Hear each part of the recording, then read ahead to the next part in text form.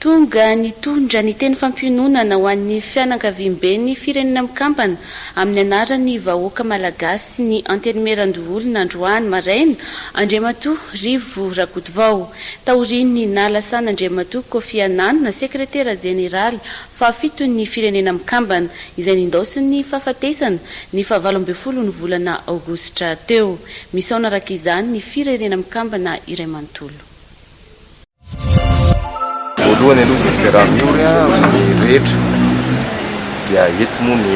an'ny ONU ny système de Nations Unies eto amintsika Madagasikara dia raha loatra raha ohatran'ny malagasy rehetra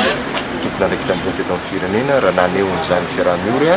sy ny firaisan-kina amin'ny rehetra izany eo fahalasana ny